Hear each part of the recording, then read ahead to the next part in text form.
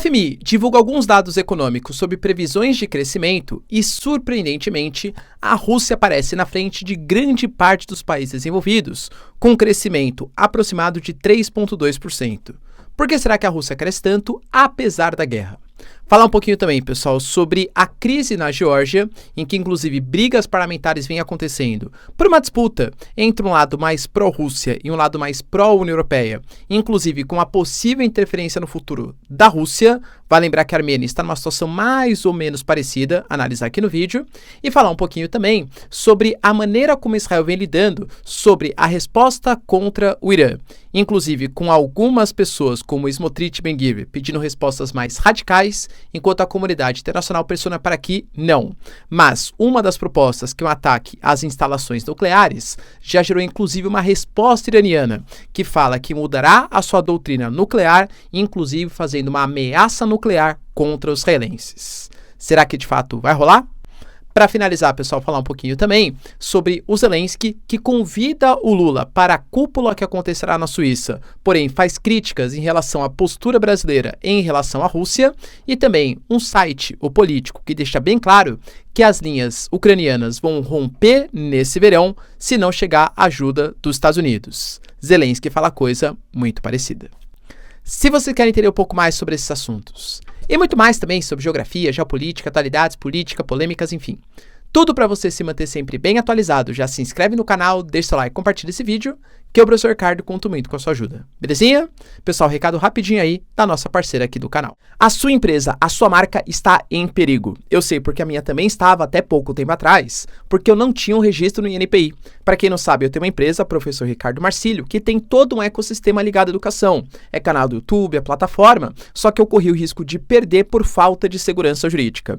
Mas de verdade, quando você vai tentar fazer, é um processo lento, burocrático e extremamente difícil. Por sorte, a parceira aqui do canal, a Muvon, ela agiliza todo esse processo para você. Então, se você quiser, galera, por um preço altamente competitivo, sem burocracia, registrar e ter uma garantia que a empresa, a marca vai de fato ser sua, link na descrição e conta com o serviço da Muvon. Você não vai se arrepender. Bom, galera, então vamos lá. Seguinte, a gente teve, inclusive até compartilhei com vocês algumas informações ontem, que o FMI fez previsões não muito positivas em relação à dívida internacional, criticando principalmente China, Reino Unido e Estados Unidos, ou seja, duas das maiores economias do planeta, sofrendo com possíveis escalonamentos de dívida pública, possível inflação, dentre outras consequências. Talvez não seja um ano tão positivo ou anos tão positivos nos próximos anos, mas o FMI também fez uma projeção sobre o crescimento econômico da Rússia, e eu diria que foi um crescimento econômico surpreendente, pelo menos segundo as projeções. Para 2024, a gente tem um crescimento de 3,2% e para 2025 um crescimento que vai se aproximar da casa dos 2%. E isso é muito superior, por exemplo, aos Estados Unidos e a uma série de outros países da União Europeia. E a gente pensa, né, nossa, professor, mas o PIB, poxa, Produto Interno Bruto, como que a Rússia tem um PIB tão grande assim, ou maior do que os países desenvolvidos, sendo que é um país que está em guerra? Então, galera, a gente tem que tomar um pouco de cuidado porque crescimento do PIB não significa necessariamente, né, se olhar de maneira isolada, uma coisa tão positiva assim. Existem análises que a gente tem que fazer.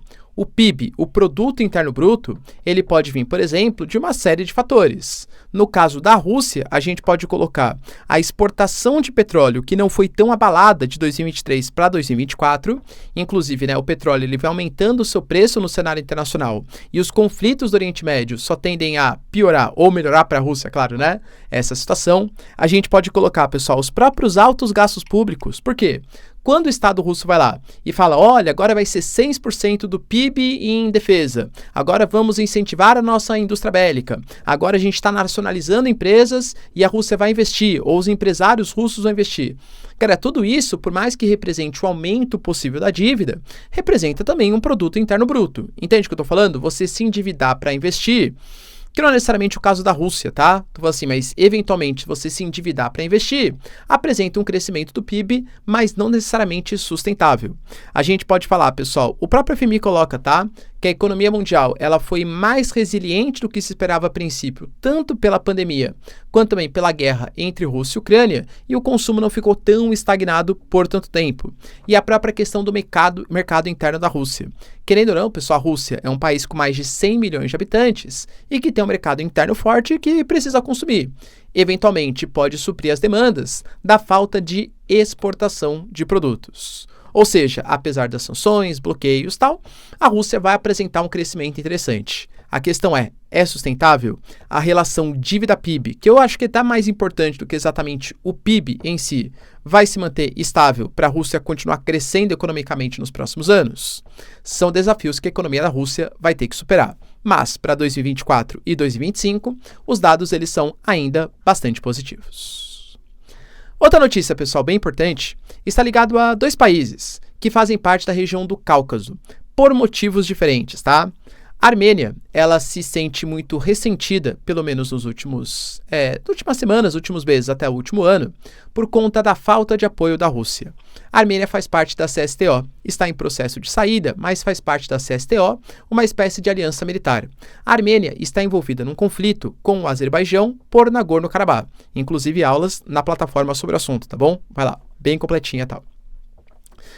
E é uma guerra quase que por procuração. A gente tem a Armênia com uma suposta promessa de defesa, ou tinha, né, por parte dos russos, enquanto o Azerbaijão com uma forte ligação com os turcos. E a Turquia a gente sabe que não tem uma boa relação, vide ali, né, começo do século XX, com os armênios. Então, por conta dessa guerra de procuração, esperava-se que a Rússia ajudasse muito mais a Armênia. Só que o Azerbaijão, no ano passado, fez uma grande ofensiva, conseguiu reconquistar Nagorno-Karabakh e o próprio Pashinyan, atual líder da Armênia, considera que é praticamente um território perdido. Só que coloca principalmente a culpa nos russos, que deixaram de apoiar.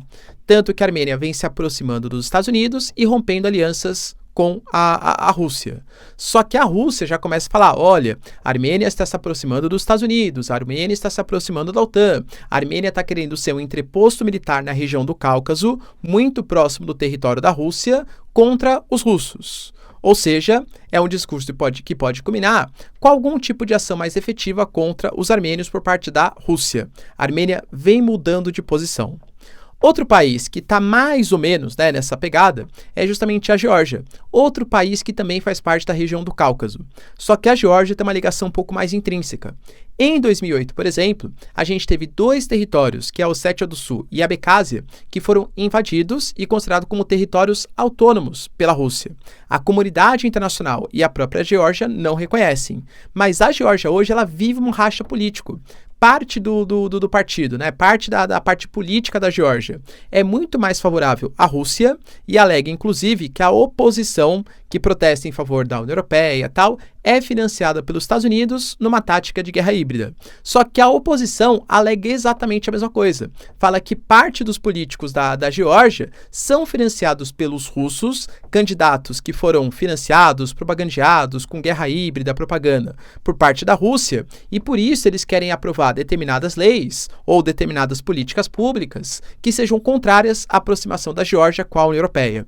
E uma dessas leis é justamente uma lei chamada de Lei dos Agentes Estrangeiros, que garante que organizações que recebem até 20% do seu financiamento vindo de origem estrangeira vão ser classificados como agentes estrangeiros. E isso vai ser importante para ter segundo os legisladores, né, que apoiam essa ideia, para manter o maior controle sobre exatamente da onde que vem esse financiamento e até mesmo deixar claro para a população. Olha, você está lendo uma mídia, algum tipo de fonte de informação que é financiado por, sei lá, determinado governo, pelos Estados Unidos, pela União Europeia e tal.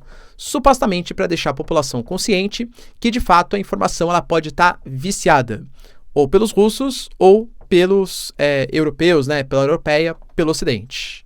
Só que a União Europeia ela tem algumas legislações, o Bloco Europeu, específicos sobre esse tipo de classificação.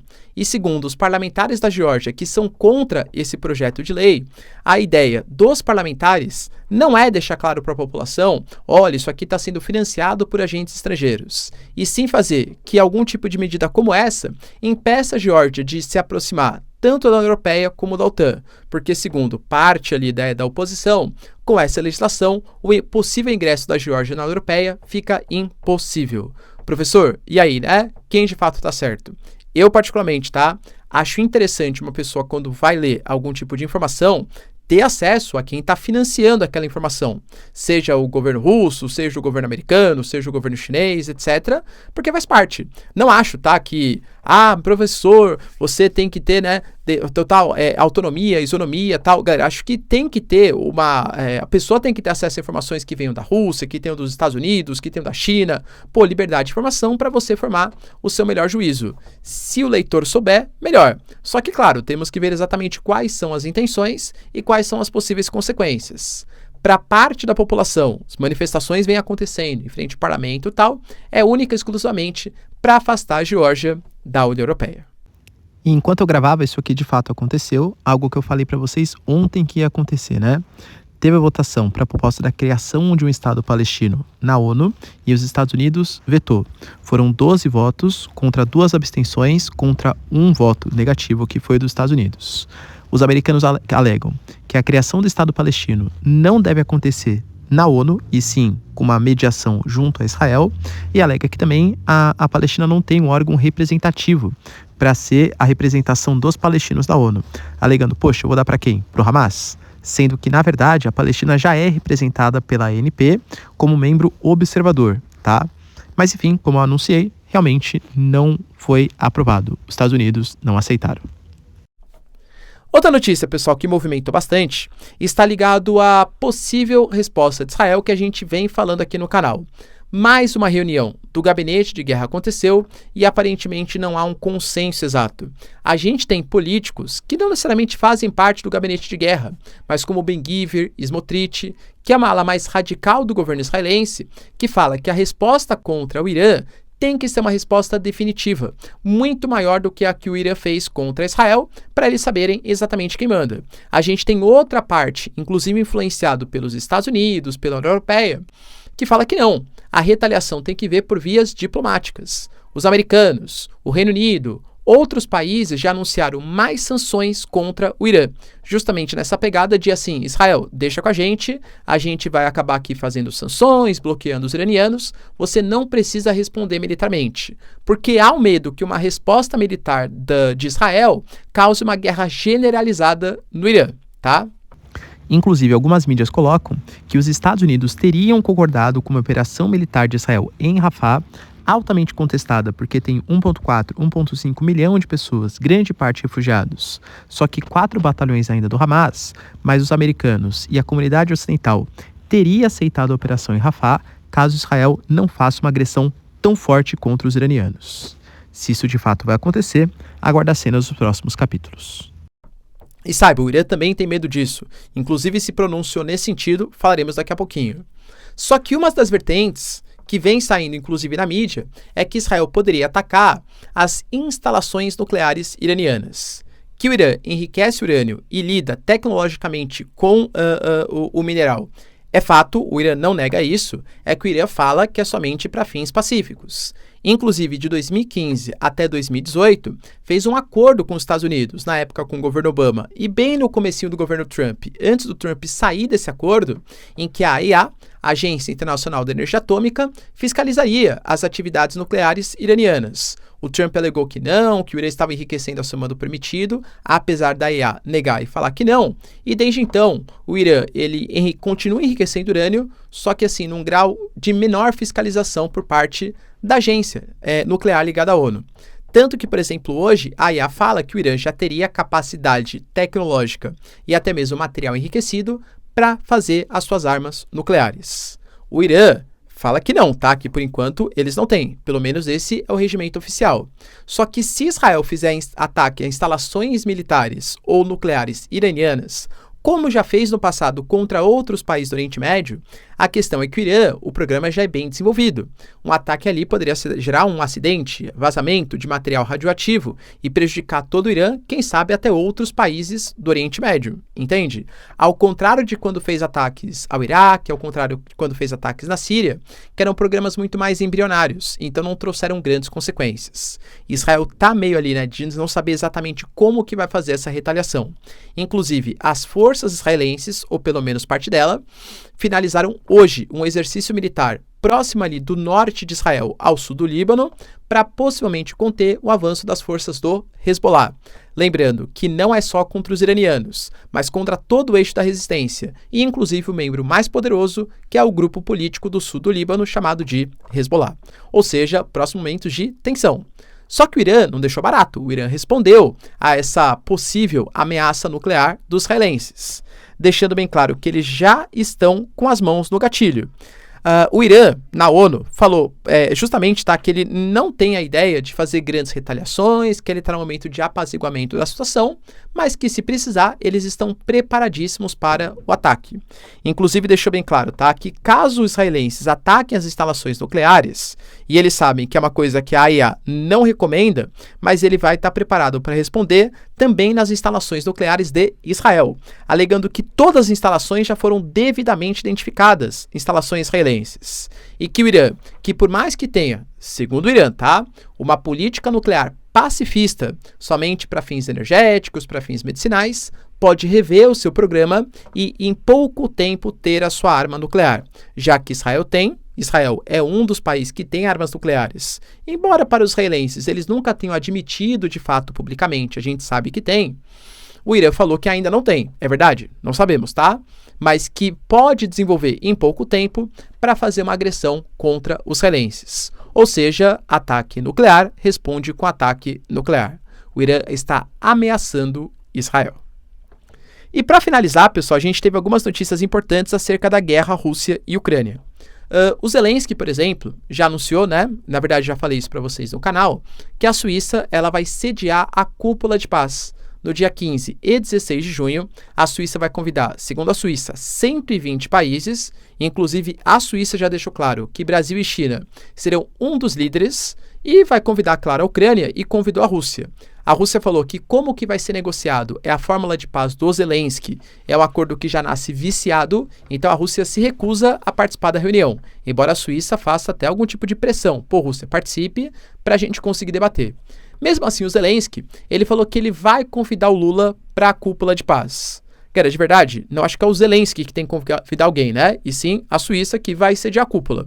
Mas o Zelensky falou, olha, o Brasil está mais que convidado para participar, para negociar a paz. Só que ele deixou bem claro também, o Lula confirmou a presença numa cúpula que vai rolar ali na Rússia em outubro.